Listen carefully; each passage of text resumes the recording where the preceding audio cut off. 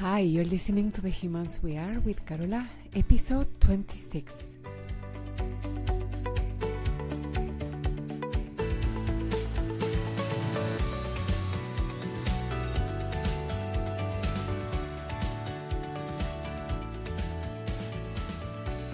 Hello, my darling humans.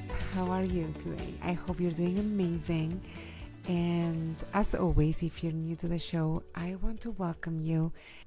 And I want you to know that you are in the right place if you want to start relating to yourself in a kinder, more loving, and more respectful and productive way. And if you're not new, if you're coming back, welcome to another episode of The Humans We Are. Today I want to share about a conversation that I had recently with one of my good friends. She is also a coach and she owns her own coaching business. She's also a meditation teacher and she also does energy work. She's actually the one who taught me how to do energy work myself, and it's super cool. But I digress. So we meet regularly over Zoom, and sometimes we coach each other and other times we just chat, and most of the times it's a combination of both. And she was telling me about how she's been planting seeds in her business, speaking at events, leading meditation classes, participating in local events in her community, etc. And she was telling me that she knew those seeds were going to sprout and bear fruit for her in the form of clients, of opportunities, collaborations, exposure, income, and all of that. And I had been thinking about my own coaching company and how I am planting seeds, and also how it's grown over the past years. And I realized how sometimes I notice this energy in myself, that it's like I am waiting for things to happen in the future, and like I'm almost like holding my breath. And like my friend said, I am planting seeds and trusting that in the future I'm going to reap, I'm going to be able to harvest everything that I am sowing now. And then I started paying attention to my clients that I've been coaching this week. And I wanted to see whether they mentioned anything along those lines at all. And I realized that we all do this a lot.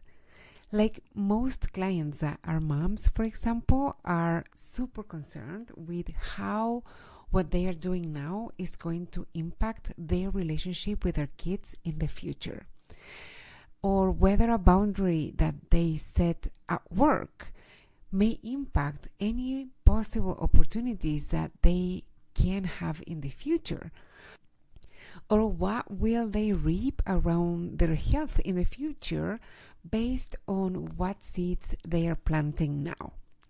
And yes, of course, we want to pay attention to all of that. I'm not saying this is bad or wrong. You want to set your future self up for the best success you can, right? And I love the energy of positive expectation and optimism. And at the same time, how much are you enjoying the fruits of the seeds that you planted last year? Some of the seeds that you have planted in the past have already sprouted and bore fruit. And the problem is that I don't think we spend enough time appreciating and enjoying that. We often barely acknowledge it, and we don't give it attention. We don't give those sprouts enough life force. We focus so much on what we are planting that we don't always take really good care of those little sprouts that are coming out. This doesn't apply only to those of us who have a business or are some sort of entrepreneurs. Even in my corporate career, I notice it if I look back, and I see it in many of the clients that I get to coach every week. So whether you're employed or you own your own business or in other areas of your life, I want to invite you right now to take a moment to think about where you're focusing most of your energy. Are you in seed planting mode, in future focused mode all of the time or most of the time? How much attention do you give to the seeds that you have already planted? Are you aware of how they've sprouted already, how they are blooming and developing? How are they doing in the present moment? How much do you enjoy in the present moment the fruits of the seeds that you have planted so far in your life? Think of what you have now that you didn't have before, but you really wanted. It can be a job, it can be a client, a promotion, a relationship, an award, a skill, a trip, anything that you didn't have, and that at some point in your life you had to take action and plant seeds, and you created it, and now it's a reality in your life. Let yourself acknowledge your achievement. Notice if any part of your mind wants to minimize or to put qualifiers around this.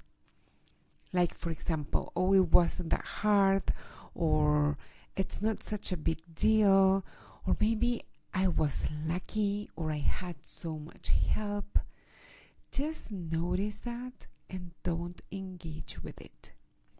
I want you to see this as a habit or as a way of being, where we haven't practiced yet how to really take credit for what we have created. If you notice that you aren't drawing as much enjoyment as you could from your achievement so far, or if you notice that you aren't taking credit for your achievement so far, what makes you think that you will truly enjoy your next ones? When you learn to milk as much enjoyment as you can from every single thing in your life, even the little ones, your quality of life increases, and the quality of your life experience skyrockets. And when you practice enjoying what you already have, then when you get the next thing that you want, you can actually enjoy it like a pro, and you can keep yourself from getting stuck in the cycle of wanting something, getting it, barely enjoying it, or honestly acknowledging it, and immediately wanting to go for the next thing. You deserve to enjoy what you have. You deserve to celebrate what you have created so far. You don't need to make yourself wait until something, quote unquote, bigger or more worthy happens before you let yourself enjoy and acknowledge yourself for what you have created. Some of you may confuse celebrating, enjoying, and acknowledging with becoming complacent. And there could be a voice inside you that is afraid of becoming too complacent and losing your drive if you allow yourself to enjoy and milk your accomplishments. And I promise you that this is not true. You are safe. You are safe to accomplish and enjoy things now. What if all you have accomplished so far hasn't been because you have withheld self-praise and enjoyment and celebration, but in spite of that, you are safe to celebrate and acknowledge the results of all your past efforts. The feeling of joy, the actual enjoyment of the life you have created so far, is not a natural consequence of having these results in your life. It's not triggered by the presence of the new achievements. It's rather a skill that you get to practice. And this is another reason why it's very important and that you will benefit from practicing the skill is that everything that you want, every goal that you set in your life, everything that you think you need to accomplish next is because of how you want to feel.